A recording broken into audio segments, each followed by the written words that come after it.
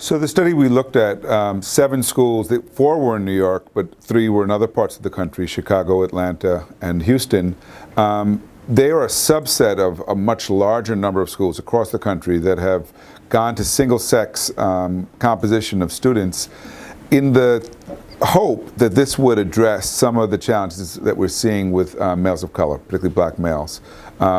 Across the country, the pattern is black males much more likely to be disciplined, excluded from school, much more likely to be in special education or remedial classes, much more likely to drop out, and then underrepresented in advanced placement, gifted classes.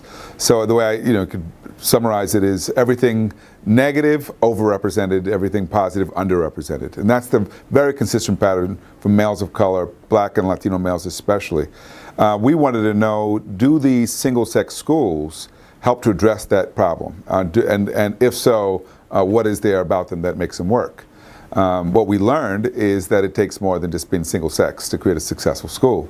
You still need great teachers, you need good leadership, you need a school culture environment that's supportive of students and meeting their learning needs. And the schools that did that tended to do well. The schools that simply separated the students and staffed the schools with novice teachers didn't do so well. So, I mean, that's not surprising.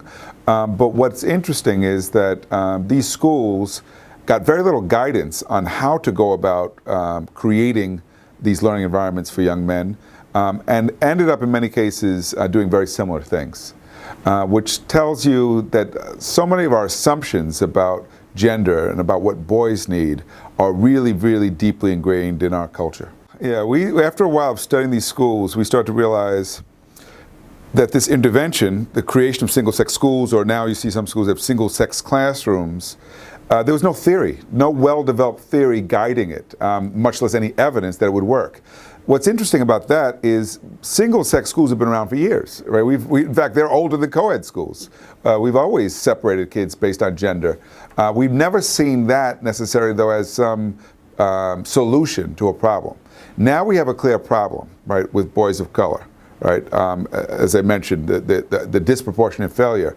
What we don't know is what is there about being male, a young man of color, that might be contributing to that pattern. And therefore, we certainly don't know why separating them would be a solution. And so what I've come to the conclusion from looking at these schools and looking at this issue in a number of other ways is it's a lot about where you locate the problem. If you locate the problem in the boys and you think there's actually something wrong with the boys, that they're damaged in some way, then you end up designing schools to try to change the boys. If instead you take the position, you know what the problem is? The environment. The problem is the communities they're in don't provide support, or the schools they're in are too punitive and have low expectations. If you address it that way, you come up with a very different set of strategies. So there are a lot of assumptions, I think, that are prevalent in society about what boys need or how boys should be raised, and therefore how they should be educated. And those assumptions informed many of the educators. And in some cases, they were creating kind of hyper-masculine environments, right? And by that I mean where there was bullying, where there was teasing of other boys, particularly boys who were not that masculine, who, in some cases, who were gay, where there was an assumption that all boys like to be physically active, or all boys like to read action stories or sports stories. And what we were finding from talking to the boys and interviewing boys was that boys are actually far more diverse and complex than that. Some boys like sports, some boys like art. Some boys like action figures. Some boys like the same kind of books girls read because they like the plot. What that suggests is that if we don't uncheck and examine our assumptions, we're very much likely to continue to reproduce the very problems that we are seeing with boys. I would say the contrast is with girls. Many of these schools that have been created for girls operate on the assumption that what's holding girls back are the narrow gender stereotypes. And what girls need is to have a chance to expand the possibilities so they can be leaders and they can do science and math. We need a similar kind of theory of masculinity guiding the work with boys, and understand the ways in which boys are repressed by this sense that you can't express your emotions, or that to be a good listener is somehow not as masculine as being a doer. And by, I think, interrogating those those assumptions, and creating learning environments where boys are allowed to be themselves and not be judged so early, particularly judged in very punitive ways, I think we could do a lot better with boys than we do right now.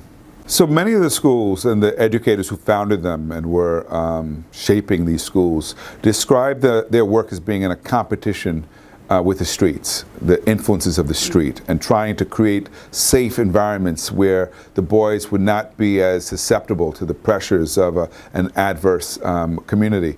And I think always with the best of intentions these educators work, but sometimes that work made them oblivious to what was happening outside of school. So one of the schools, the boys who were required to wear ties every day were being harassed because by other kids on the street who thought they looked like nerds, right? And school really didn't know what to do about that, even though some of the boys were getting beaten up on the way to school.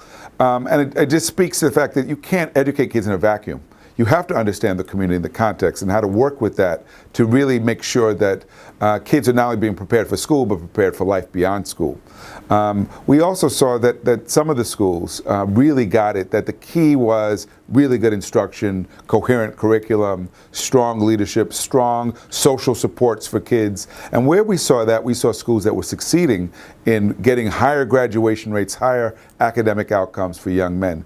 But in many ways, what they were doing is what any good school does, is providing a good, solid education. Well, the scaling up is not about creating more boys of single-sex schools. That's, I think, the clear message is that this should not be embraced as a panacea, right? And not to say that some children don't benefit from being in a single-sex environment. We heard evidence from the boys is that it was beneficial to be around other boys in learning. So I don't want to argue against that, making that choice available. But I would just say that make sure that if you do create single-sex schools, you really focus on the quality of the academic environment and not just thinking that by separating the boys, that by itself is somehow going to create magic. There's no magic. There's no simple solutions. It really does come down to a sound basic education that kids need to be provided with.